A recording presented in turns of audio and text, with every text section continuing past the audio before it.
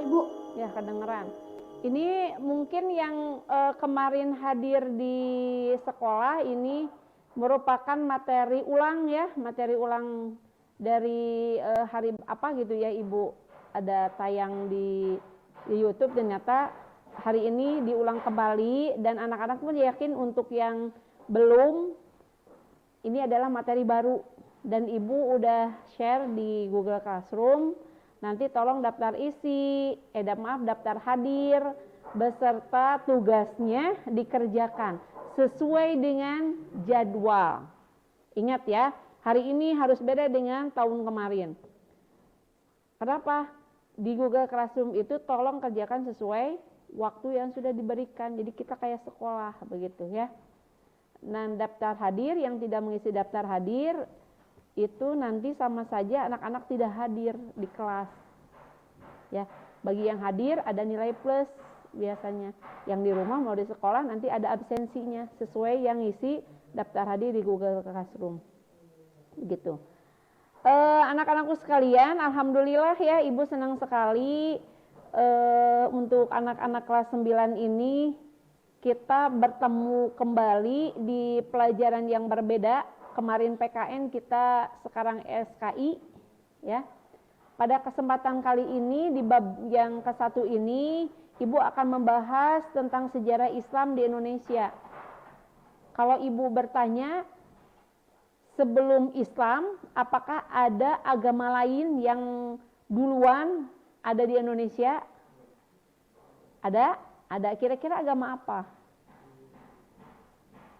Agama apa? Hindu-Buddha. Hindu-Buddha, betul ya. Nah, kalau bicara tentang kerajaan pertama di Islam, kerajaan pertama di Indonesia apa? Tergantung. Ada kerajaan Islam pertama, ada kerajaan Buddha pertama, ada kerajaan Hindu pertama. Ya. Nah, pada kesempatan kali ini tentang sejarah Islam masuk di Indonesia, ternyata banyak sekali pendapat. Ya, pendapatnya berbeda.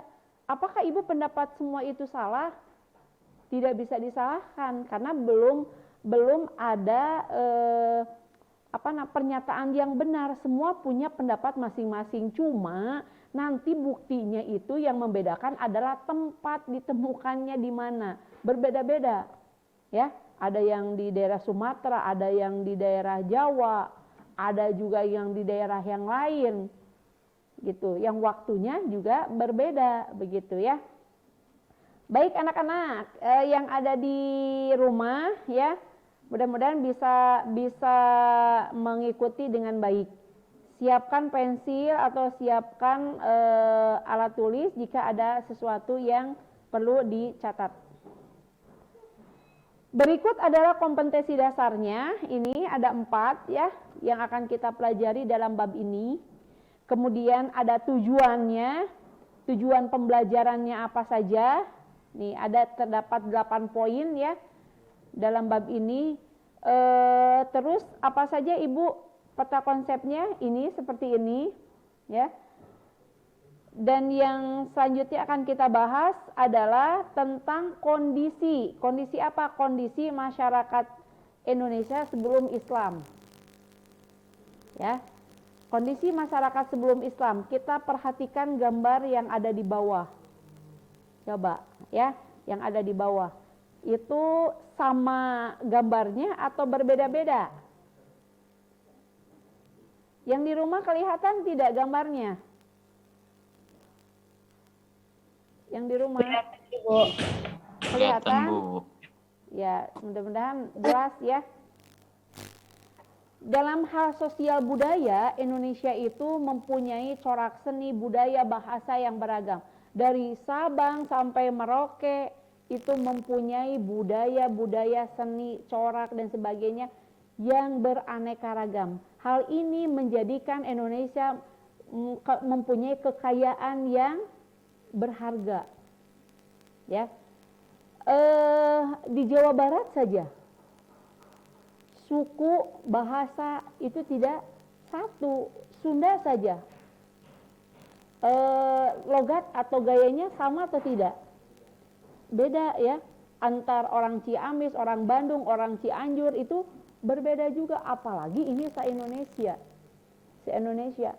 Maka inilah yang harus dilestarikan, tetap dilestarikan. Ini menjadi ciri khas dari budaya Indonesia, bukan budaya Islam ya, budaya Indonesia. Nah, agama dan kepercayaan. Kita pernah belajar tentang animisme dan dinamisme. Ada ani, ada dina. Ani roh, dina benda. Ya, perbedaannya itu ya. Kalau ani roh, dina benda. Nah, kalau ani itu adalah kepercayaan yang menganggap bahwa setiap benda mempunyai roh yang dapat mendatangkan keselamatan kehidupan manusia. Jadi roh nenek moyang. Ya, dengan cara apa? Biasanya memberikan sesajen. Pernah lihat di budaya-budaya orang-orang yang ada di Indonesia, mereka pergi ke gunung, kemudian melemparkan sesajen, atau ke laut juga ada ya ritual-ritual seperti itu. Salah satunya untuk apa? Memberikan sesajen kepada ruh nenek moyang. Karena menurut mereka itu akan mendatangkan keselamatan bagi mereka. Ya, di Islam diajarkan seperti ini. Ada di Islam ada istilah Islam kejawen. Agamanya Islam, tapi pola-pola tingkat peribadatannya masih ke Hindu-Hinduan. Begitu ya. Coba lihat kegiatan upacara ritual di dalamnya berisikan sesajen. Terus kalau yang dinamisme ini adalah kepercayaan terhadap benda. Ya, benda ini dapat mempengaruhi keberhasilan, terus kegagalan usaha manusia dalam bertahan hidup. Maaf jimat, ya, ada maaf batu akik. Buat apa? Batu akik iya bisa melet perempuan katanya. Terus punya keris. Keris ini bisa menyelamatkan kita dari mara bahaya dan sebagainya. Nah, kepercayaan ini merupakan kepercayaan masyarakat sebelum Islam datang. Ya, perlu dibudayakan nggak seperti ini? Nggak perlu, betul ya.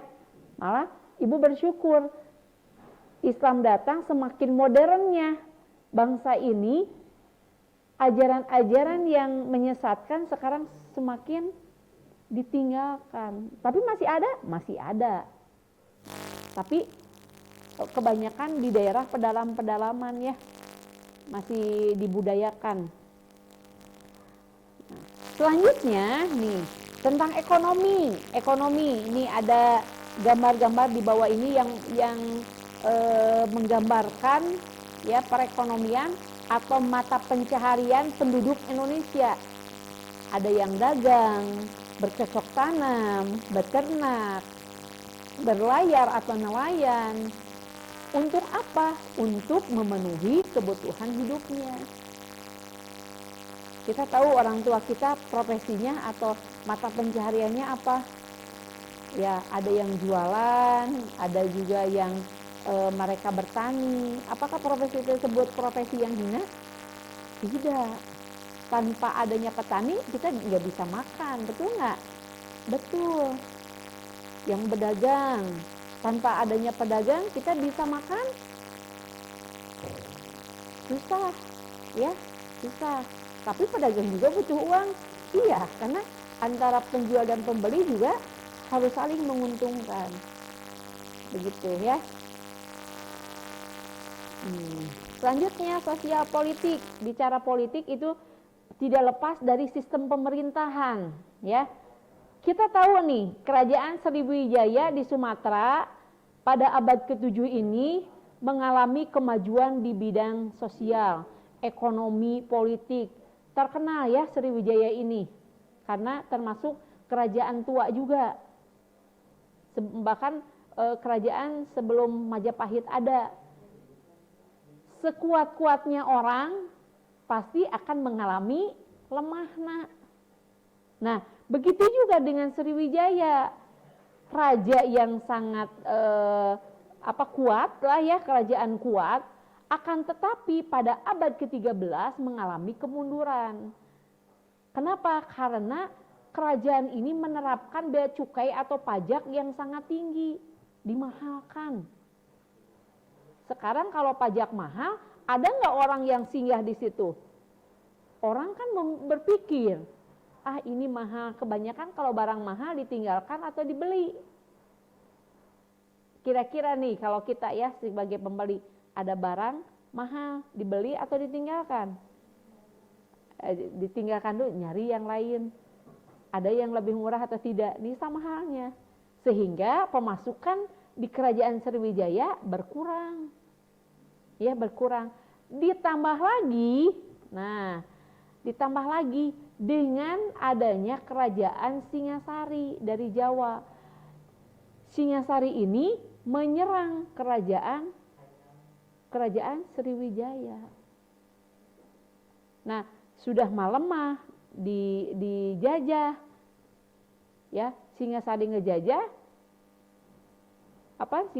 Singasari ini berkuasa, tapi di atas kekuasaan Singasari ini muncul kerajaan yang lebih kuat lagi, yaitu kerajaan Majapahit yang kita kenal dengan rajanya Hayam Wuruk, kemudian Mahapatihnya Gajah Mada yang sekarang jadi simbol-simbol universitas di Indonesia ya, gambar gajah nu nyandak pentul, itu simbol dari Gajah Mada.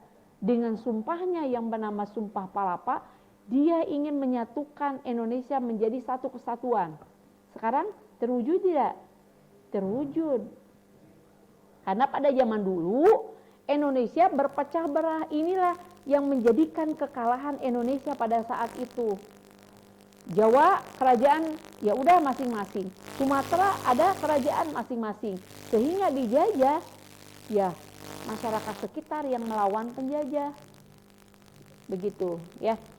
Akan tetapi ya Majapahit juga mengalami kemunduran. Kembali ya, tidak ada yang sesuatu itu yang kekal. Hanya Allah yang kekal atau bako. Betul. Orang mengaku kuat pasti ada lemahnya, apesnya ada, betul. Manusia kaya nggak selamanya kaya. Roda itu berputar. Nah, ini yang terjadi dari kerajaan Majapahit. Mereka mengalami kemunduran akibat konflik internal yang ada di lingkungan kerajaan tersebut. Inilah yang memicu kemunduran atau hancurnya kerajaan Majapahit. Nah, apakah sampai di situ kerajaan itu hilang? Ya udah, timbul lagi kerajaan-kerajaan yang baru. Yang mana kerajaan-kerajaan itu adalah sisa-sisa peninggalan kerajaan-kerajaan yang sudah hancur. Jadi kalau tanaman mah tunasnya tumbuh lagi seperti itu. Ya. Selanjutnya suku bangsa nih, suku bangsa yang beragam ya. Keberagaman dibentuk oleh jumlah suku yang mendiami berbagai daerah yang tersebar dari Sabang sampai Merauke. Bajunya pun akan berbeda-beda, baju adatnya pun sama. Coba sekarang kalau di Indonesia kumpulkan aja semua suku yang ada di Indonesia, bajunya beda-beda enggak? Beda-beda ya? Benar nggak? Iya.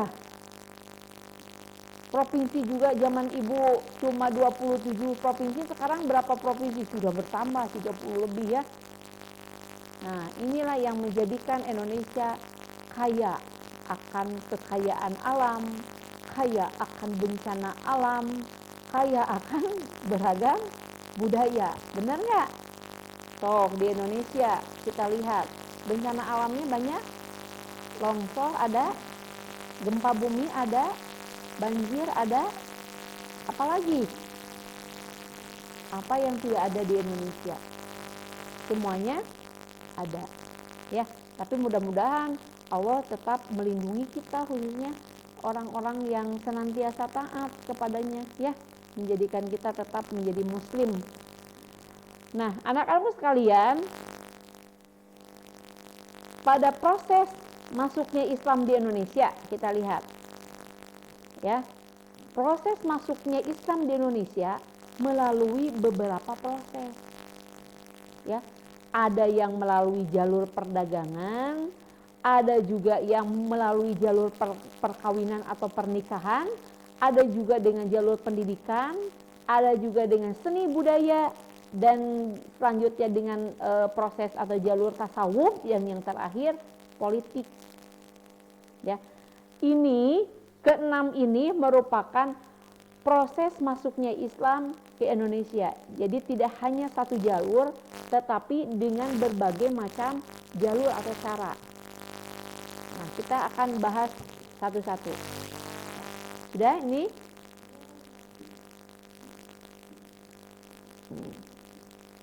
Nanti akan Ibu share, ada di Google Classroom lah, ya.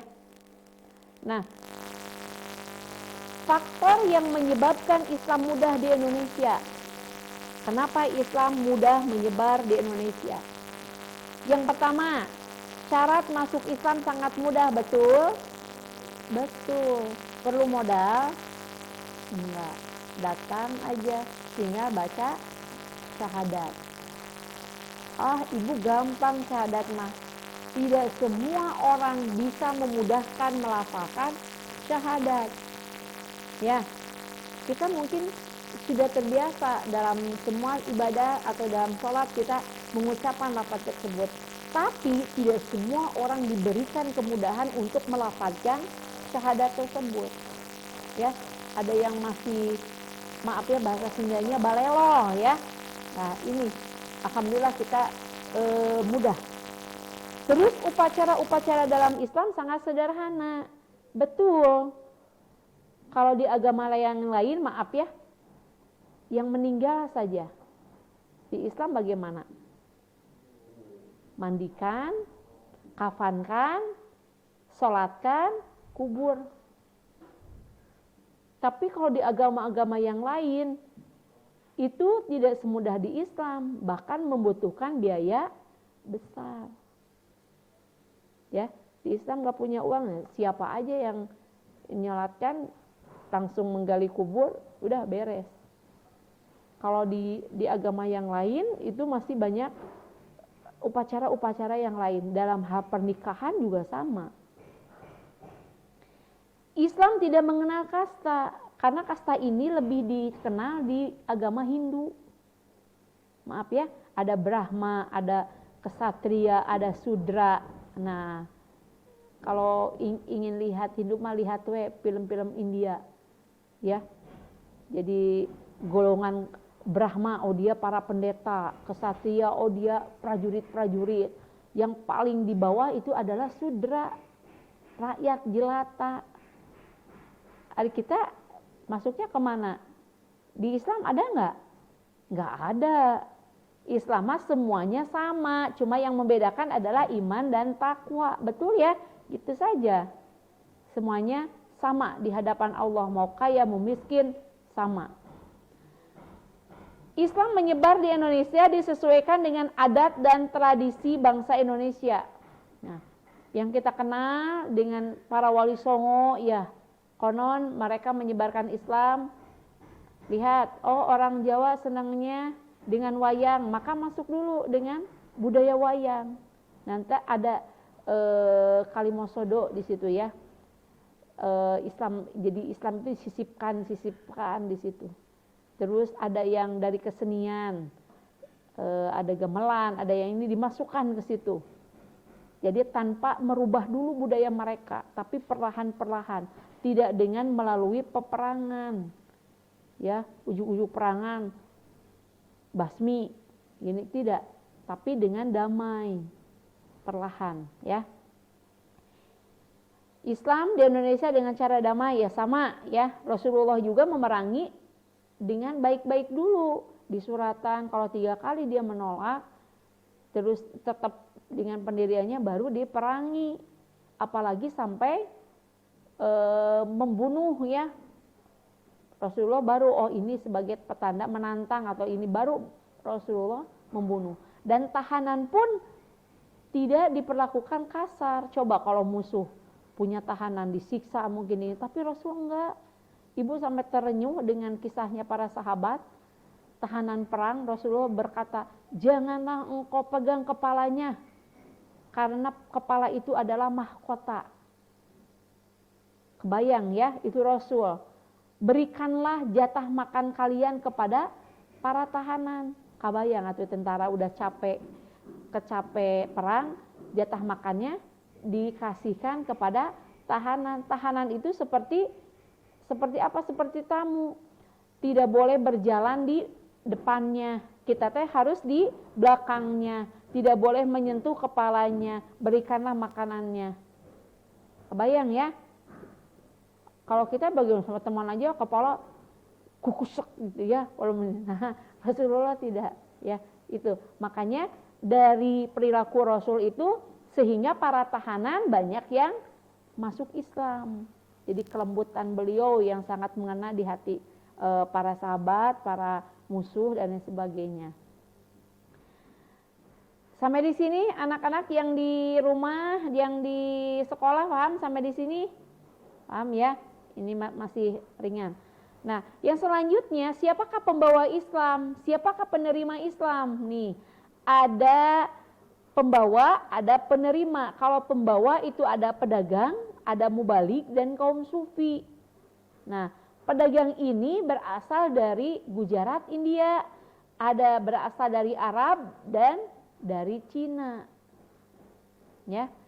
Terus mubalik itu siapa? Pendakwah mubalik itu ya. Jadi orang yang menyebarkan agama.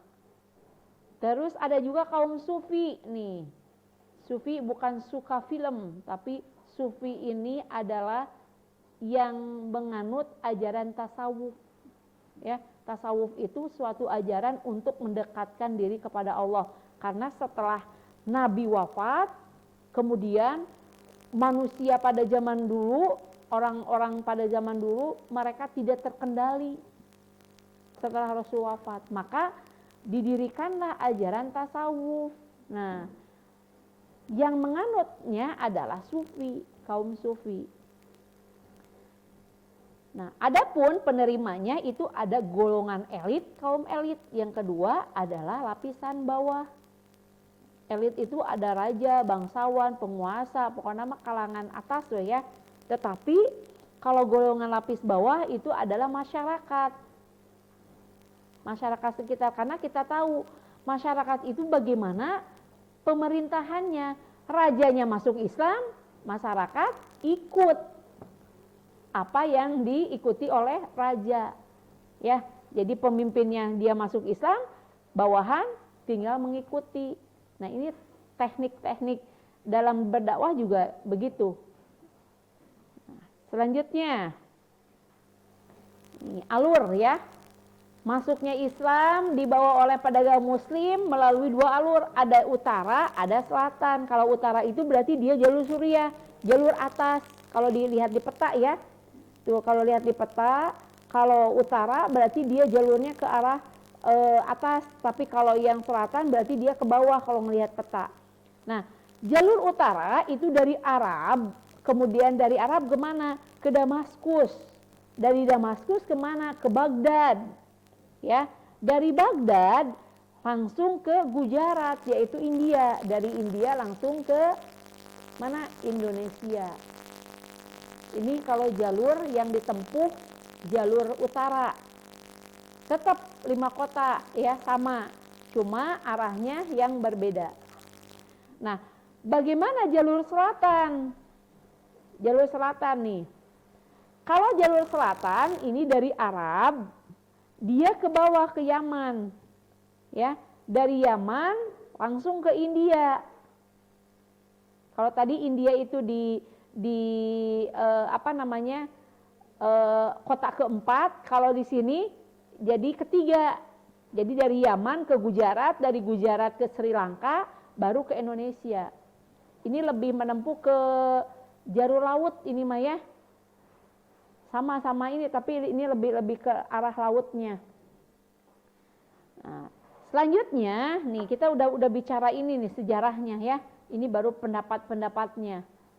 Nah, karena pada zaman dulu tidak ada catatan yang pasti tentang sejarah itu. Semua memain prediksi sekitar. Kita tidak bisa menyalahkan karena semuanya juga mempunyai alasan. Yang salah itu tidak ada buktinya. Nah, dalam kajian ilmu sejarah, masuknya Islam menjadi perdebatan. Kata masuk itu mempunyai beberapa pengertian. Ada yang mengartikan sentuhan, ya, sentuhan atau ada hubungannya, dan ada juga pemukiman Muslim karena sentuhan. Jadi dengan adanya kampung atau pemukiman Muslim yang ada di Indonesia itu sudah masuk, petanda Islam udah masuk gitu ya.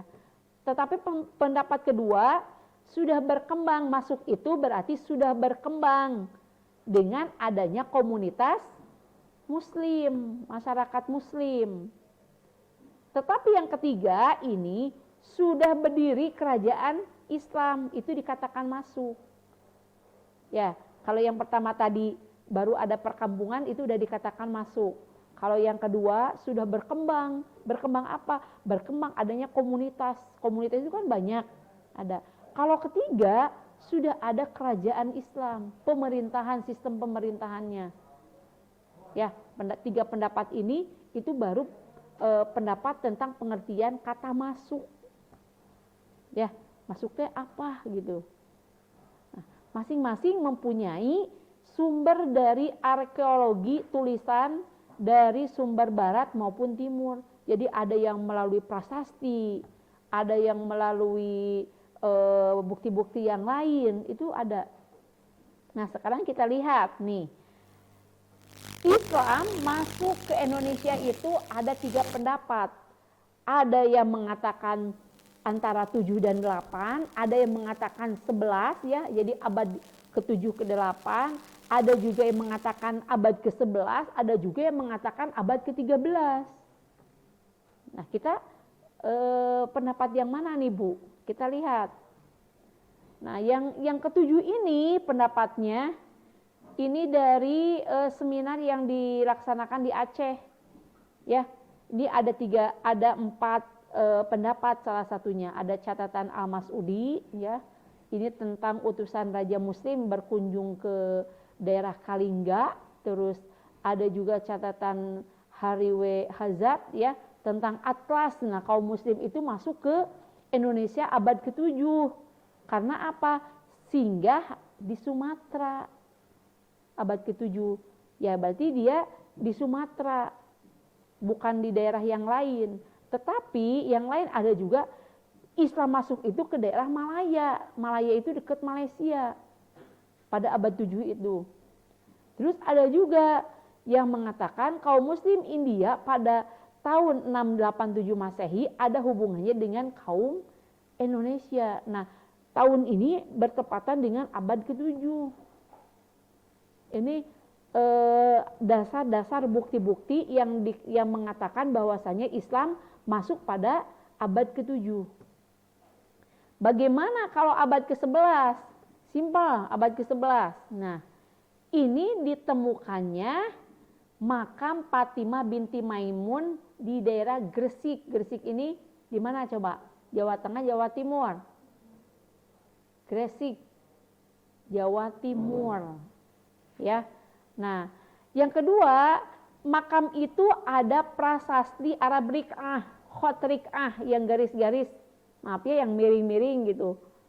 Nah, itu berangkakan bahasa Arab, huruf-huruf Arabnya Rik'ah, dituliskan kalau dimasehikan 1082. Nah, ini berarti tulisan Arab ya, tulisan Arab berarti kalau ini makamnya. Ibu masih ada makamnya?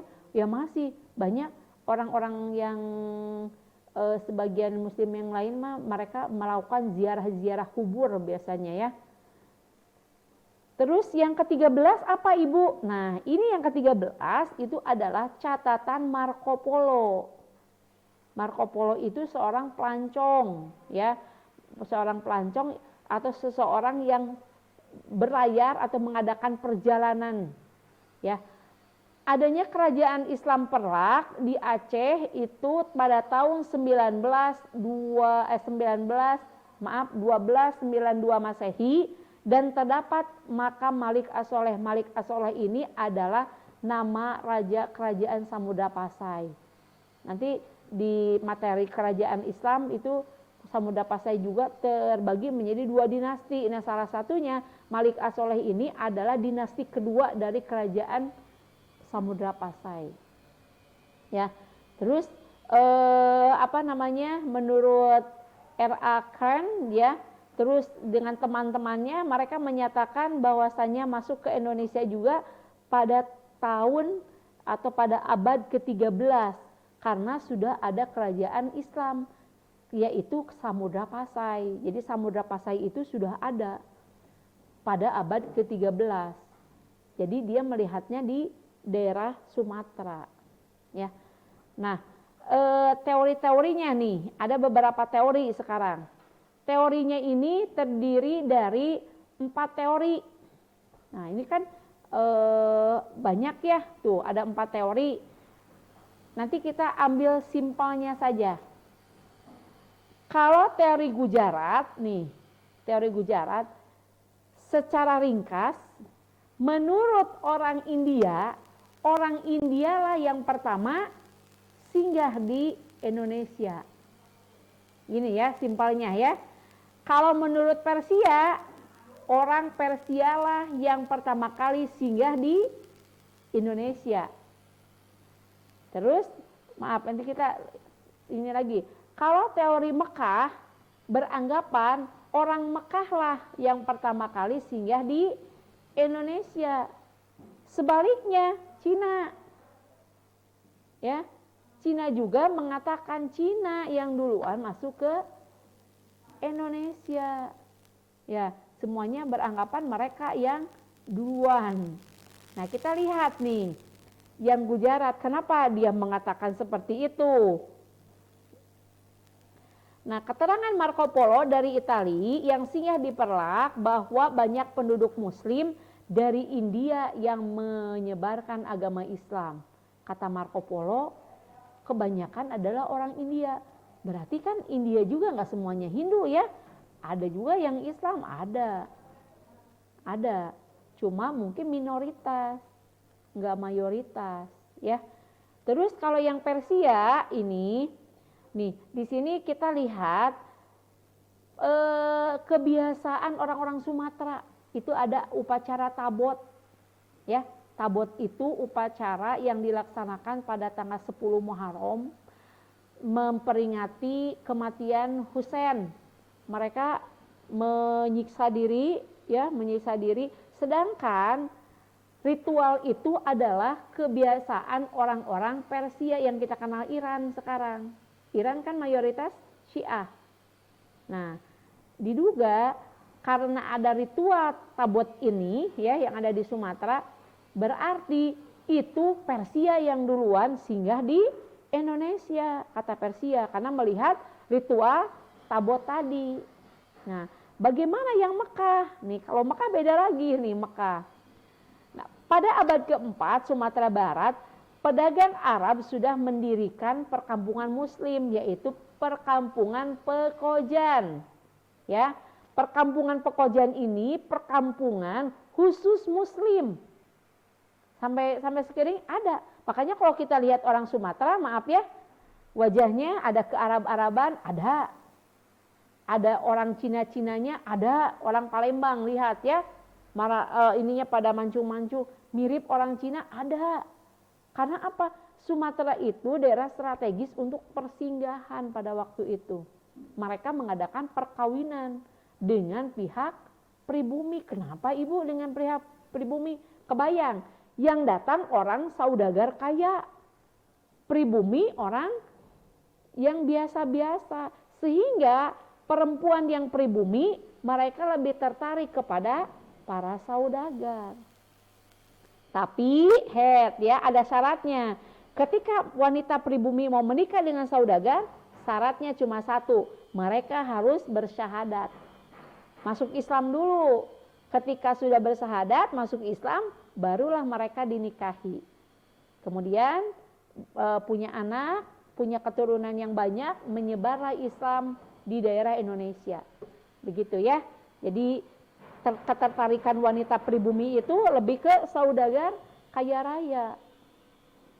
Kalau Cina nih, itu adanya bukti arkeologis pada masjid kuno ya, seperti Masjid Demak, Kesembuhan Cirebon, ada juga Masjid Agung Kudus ya, dindingnya tertempel bagian piring porselin dinasti Ming. Jadi ada keramik-keramik itu ya, ada. Itu berarti itu teh peninggalan dari Cina, kata Cina teh. Karena pada zaman itu yang maaf ya, yang bentuk-bentuk seperti melamin dan sebagainya ya, piring-piring gitu, itu kan khas Cina. Cina ya, dilihat itu adalah hak patennya orang Cina. Makanya Cina yang pertama kali hinggah di Indonesia. Ya, sekarang langsung ke corak Islam. Nih, dalam hal politik sudah munculnya kerajaan Islam di Indonesia. Kemudian seni budaya, ada kesenian hadroh, tahu hadroh, qasidah, rebana dan sebagainya, itu merupakan ciri khas Islam. Ada kaligrafi ya, kaligrafi di masjid-masjid di mana-mana itu sudah banyak sekarang. Dalam hal pendidikan, didirikannya pesantren ya. Dulu mendengar kata madrasah, kamu sekolah di mana? Madrasah. Itu sesuatu hal yang kurang keren. Madrasah. Tapi sekarang madrasah tidak kalah dengan lembaga-lembaga pendidikan umum lainnya. Bersaing kita. Padahal madrasah itu adalah bahasa Arab dari sekolah. Coba kalau kita school, keren deh. Keren. Boarding school. Wah, iya pondok pesantren. Coba. Di mana? Di madrasah. Keren mana? Kamu sekolah di mana? Saya sekolah di boarding school. Saya sekolah di mana? Di madrasah. Lebih keren mana kira-kira? Bu, boarding school dong. Padahal eta-eta kene dengan bahasa yang berbeda. Begitu ya. Nah ini. Yang terakhir ini perekonomian. Perekonomian adalah banyaknya tokoh muslim yang ikut mewarnai perekonomian di Indonesia. Contohnya Pak Haji Samanhudi, beliau adalah penggerak atau tokoh dari Serikat Dagang Indonesia. Bahkan sekarang coba siapa yang tahu ekonom atau pengusaha muslim Indonesia, ada yang tahu siapa? Banyak ya sekarang, coba yang anak-anak tahu siapa? Atau Bu, jangan yang ini, yang dari muslim aja kira-kira, pengusaha muslim. Ada yang tahu? Ya Sandiaga Uno, beliau juga muslim, banyak ya. Kalau dulu kenapa Bu non muslim saja yang mereka maju dalam hal bidang-bidang perekonomian, tapi sekarang Islam juga sudah mulai ikut serta ya untuk membangun perekonomian negara. Nah, ini nanti ada kamus kecilnya ya. Nanti anak-anak kalau ada kesulitan dalam hal memahami, itu ada tasih. Tasih itu apa? Tasih ini sebutan orang Arab. Ya. Orang Arab mereka nyebutnya tasih, orang Cina nyebutnya tasih untuk sebutan orang-orang Arab. Nah, nanti silakan dibaca. Tugasnya ada di Google Classroom. Ibu tidak memberikan soal, tapi mencatat, memberi kesempatan ke anak-anak untuk mencatat. Tapi ingat, jangan menulis temanya saja, garis besarnya. Ada judul A, B, C. Udah, wah ini. Jadi nilainya juga ibu akan seadanya. Yang komplit, yang rapi, udah otomatis 100 sebagai tambahan. Apalagi anak-anak di kelas 9 ya. Itu saja. Sebelum ibu ini kita ketanya jawab saja. Nih ada yang mau bertanya nih yang di rumah, bagaimana penjelasannya? Ada yang masih perlu kita diskusikan? Silakan. Ya. Biasanya Clarissa, tuh ada Zahira, Taki, Alifah Dia, Nabila, tuh yang lainnya ya. Banyak alhamdulillah. Coba siapa lagi yang mau bertanya, yang di sekolah juga boleh. Bangga nggak dengan umat Islam? Kenapa pas lahir kita sudah Islam? Biasanya memang benar ya. Jadi Islamnya anak itu tergantung orang tua, tapi itu juga ada juga ya yang Kristen karena dapat hidayah jadi Islam. Ada juga yang tadinya Muslim jadi murtad sekarang ya, ada. Nah, pada materi ini kira-kira apa saja? Coba Ibu tanya ya, sekarang tanya. Jaki udah kemarin. Coba Ibu tanya ke Clarissa. Assalamualaikum Clarissa. Kedengaran Clarissa? Ada Clarissa? Oh, langsung menghilang nih Clarissa. Aulia, kedengeran? Aulia Kedengar, Bu. Nah, sebutkan 6 jalur atau 6 proses masuknya Islam ke Indonesia. Masih ingat? Apa saja, Apa saja coba? Gak ingat, Bu. Gak ingat. Siapa yang bisa, Cung? Boleh yang di sekolah, boleh yang di rumah. 6 proses atau jalur masuknya Islam ke Indonesia. Sok Rahma Naila, silakan. Ada perdagangan, perkawinan, pendidikan, seni budaya, tasawuf, politik. Ya, betul. Nih, Apipah, coba ulangi. Iya, siap. Betul. Kenapa Islam mudah diterima oleh masyarakat Arab? Siapa yang tahu? Maaf. Kenapa Islam mudah diterima oleh masyarakat Indonesia? Siapa yang bisa? Ya, Harun. Satu aja juga nggak apa-apa. Tidak mengenal kasta, betul. Apalagi?